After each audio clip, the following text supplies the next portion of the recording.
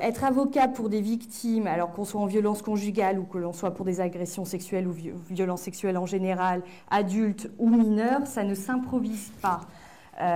Et c'est pas parce qu'on est effectivement un très bon pénaliste ou on peut être excellent en défense que l'on va savoir gérer des dossiers de partie civile et que l'on va savoir surtout accompagner les victimes correctement, parce qu'on sait quand une procédure commence, mais on ne sait pas quand elle finit. Et j'ajouterais même, on se doute que la fin va plutôt être plus rapide que ce qu'on pouvait avoir prévu. On l'a entendu, on l'a dit, énormément de procédures ne vont pas jusqu'à un procès, ne vont pas jusqu'à une audience, jusqu'à une condamnation de l'auteur. La plupart des procédures, elles échouent auparavant, ou parce que le procureur va classer sans suite quand on est au pénal, ou parce que le juge d'instruction estimera au terme d'une enquête que malheureusement les éléments ne sont pas réunis les éléments suffisants ne sont pas réunis pour pouvoir renvoyer l'agresseur devant une cour d'assises ou devant un tribunal correctionnel. Donc on sait bien que quand on reçoit une personne, alors au niveau du dépôt de plainte ou même avant le dépôt de plainte, et là encore une fois, un dépôt de plainte, ça se prépare. Un récit, l'aide au récit, l'accompagnement des victimes, il démarre par ça. Il démarre, y compris pour l'avocat, mais je pense aussi pour le professionnel de santé, parce qu'en fait, tout s'articule. Et c'est ça le véritable enjeu quand on intervient auprès des victimes de violences sexuelles, des victimes de violences tout court, c'est qu'on n'est rien les uns sans les autres. L'avocat n'est rien sans le psychologue, sans l'association qui va soutenir la victime, et vice-versa. Et que Ernestine a beaucoup parlé ce matin du travail en réseau, de l'interpersonnel, de l'interconnexion. Moi, j'irais jusqu'à l'interdisciplinarité aussi. Ce qui est très dommage dans nos formations initiales respectives, c'est que quand on fait des études de droit, on fait du droit, point. Quand on fait des études de psycho, on fait de la psycho, point. Sauf que la réalité, elle nous met aux prises avec des choses dont on n'avait pas forcément pensé qu'on serait un jour amené à gérer ça, et dont on n'a pas les outils avec cette simple formation initiale, alors que ces outils existent, et puis que de toute façon, ça doit être pris en compte. Quand la cliente arrive dans votre cabinet, alors qu'on soit en début de procédure, en cours de procédure, ou qu'elle envisage seulement, éventuellement, d'entamer une procédure, les conséquences traumatiques, tout ce que Muriel a expliqué ce matin sur le développement et l'instauration du mécanisme de la mémoire traumatique, sur les conséquences sur la santé, sur le fait qu'elle arrive avec un récit qui va être parfois incohérent, qui va être effectivement avec des repères spatio-temporels qu'elle aura du mal à remettre en place, un récit qui ne sera pas chronologique, qui sera confus, pas détaillé, etc. De toute façon, les conséquences sont là, donc elles doivent être prises en compte. Elles existent, elles sont là. L'avocat doit pouvoir avoir les outils pour les détecter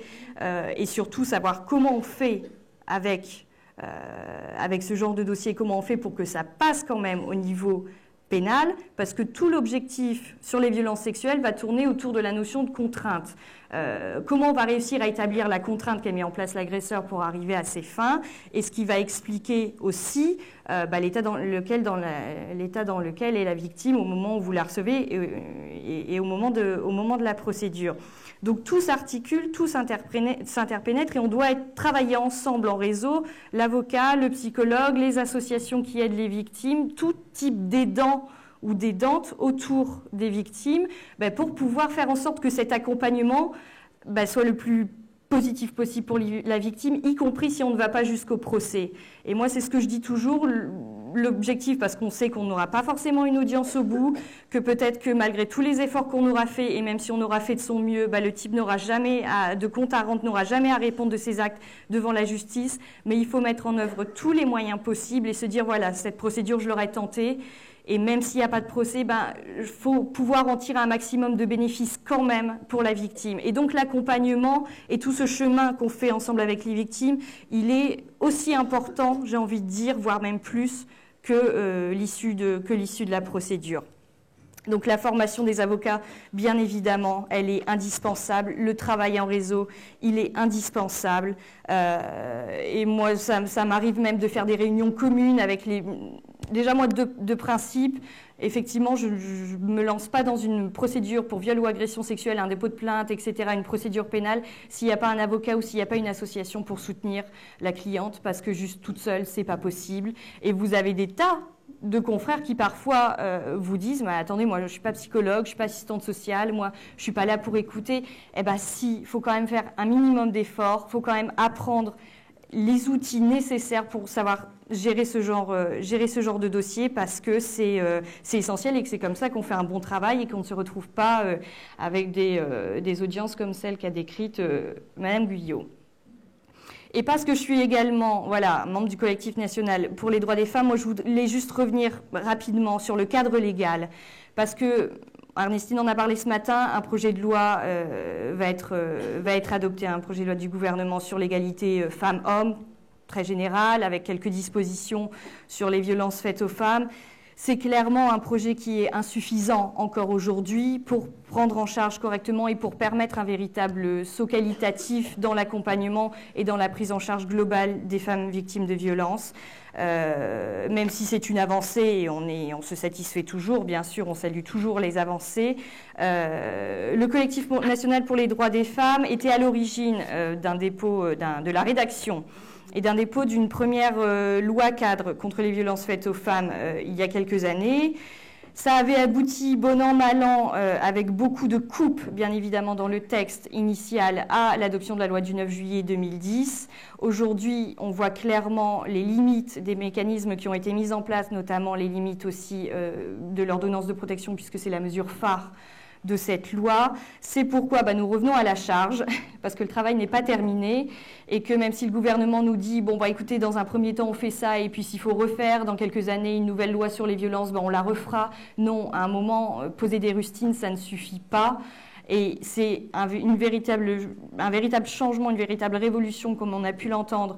dans la prise en compte et la prise en charge des violences faites aux femmes, que la loi doit pouvoir permettre. Donc c'est pourquoi nous sommes revenus à la charge, nous avons rédigé en prenant en compte les modifications qui ont été faites dans la loi, une nouvelle loi cadre qu'on a intitulée 2013 contre les violences faites aux femmes, qui est actuellement en cours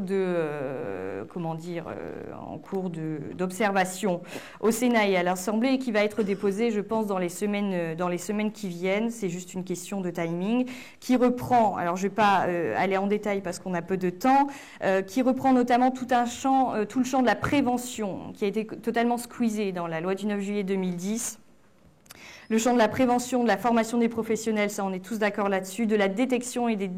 dépistage des situations de violence, parce que c'est ça qui est essentiel, l'amélioration des droits des femmes victimes de violences, parce qu'on le dit, et moi je le vois dans certaines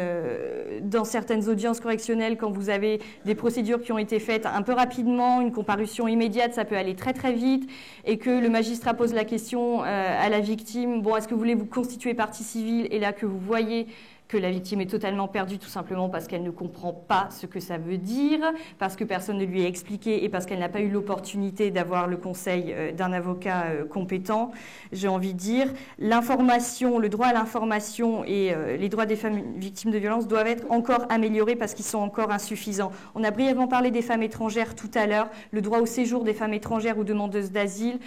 qui ont subi des violences ne doit pas être discuté. Le préfet ne doit pouvoir avoir aucune marge de manœuvre et la délivrance ou le renouvellement des titres de séjour doivent pouvoir être obtenus de plein droit. Alors je ne vais pas dans le détail, mais vous retrouverez toutes les informations sur le site du collectif national droits des femmes, et je pense que vous entendrez parler de notre proposition de loi dans les mois qui viennent, parce que ça reste d'actualité encore. Merci.